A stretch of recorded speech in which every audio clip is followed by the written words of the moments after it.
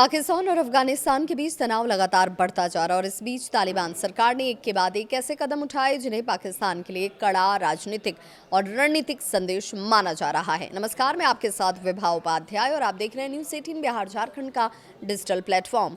एक तरफ चीन की राजधानी बीजिंग में अफगानिस्तान के राजदूत असदुल्लाह करीमी ने भारत के राजदूत विक्रम दोराईस्वामी से मुलाकात की, तो दूसरी तरफ तालिबान के कार्यवाहक रक्षा मंत्री मुल्ला मोहम्मद याकूब रूस दौरे से लौटे हैं, जहां अफगानिस्तान और रूस के बीच सैन्य तकनीकी सहयोग को लेकर महत्वपूर्ण समझौता हुआ।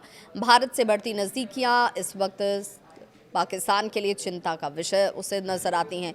बीजिंग में बैठक के दौरान भारत और अफगानिस्तान ने ऐतिहासिक रिश्तों और आपसी हितों के क्षेत्र में सहयोग बढ़ाने पर चर्चा की। दोनों पक्षों ने द्विपक्षीय संबंधों को और मजबूत करने की इच्छा जाहिर की और पिछले कुछ वक्त में भारत ने अफगानिस्तान को मानवीय सहायता, राहत सामग्री, वैक्सीन तक उपलब्ध कराए। संयुक्त राष्ट्र में भी भारत ने अफगान क्षेत्र पर पाकिस्तान की सैन्य कार्रवाइयों को लेकर चिंता व्यक्त की थी। विशेषज्ञ मानते हैं कि तालिबान अब ये संदेश देना चाहता है कि उसके लिए भारत केवल मदद देने वाला देश नहीं बल्कि एक महत्वपूर्ण क्षेत्रीय साझेदार भी बन सकता है। रूस के साथ साथ रक्षा सहयोग का भी एक बड़ा फैसला। रूस दौरे के दौरान मुल्ला याकूब ने मॉस्को में सैन्य तकनीकी सहयोग पर बातचीत की और आधिकारिक जानकारी के मुताबिक ये समझौता पुराने रूसी हेलीकॉप्टरों और हथियार प्रणालियों की मरम्मत से जुड़ा हुआ है। लेकिन रूस से लौटने के बाद याकूब का बयान काफ़ी चर्चा में है। उन्होंने कहा कि जल्द ही पाकिस्तान अफगानिस्तान क्षेत्र पर हमला करने की हिम्मत नहीं करेगा। ये बयान ऐसे समय में आया जब दोनों देशों के बीच सीमा पर तनाव, गोलीबारी और टीटीपी यानी कि तहरीके तालिबान पाकिस्तान को लेकर रिश्ते बेहद ख़राब दौर से गुजर रहे हैं। पाकिस्तान को आखिर संदेश अफगानिस्तान क्या देना चाहता है, ये ज़रा जान लीजिए।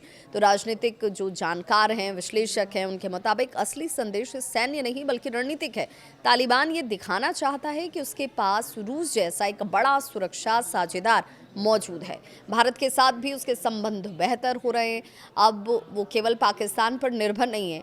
यदि इस्लामाबाद दबाव बनाएगा तो काबुल के पास दूसरे शक्तिशाली विकल्प भी मौजूद हैं। सवाल ये कि क्या रूस तालिबान गठबंधन बन रहा है? फिलहाल विशेषज्ञ इसे औपचारिक सैन्य गठबंधन मानने से बच रहे हैं। रूस ने यह साफ किया है कि मौजूदा समझौता मुख्य रूप से हथियारों और हेलीकॉप्टरों की मरम्मत तक सीमित है। हालांकि ये जरूर साफ दिख रहा है कि रूस अफगानिस्तान में अपना प्रभाव बढ़ाना चाहता है और तालिबान अंतर्राष्ट्रीय स्तर पर अपनी स्वीकार्यता और नए साझेदारों की तलाश में है। अब बड़ा सवाल ये कि क्या भारत, रूस और तालिबान की बढ़ती नज़दीकियां पाकिस्तान की क्षेत्रीय रणनीति को चुनौती देंगी या सिर्फ कूटनीतिक दबाव बनाने की कोशिश भर है?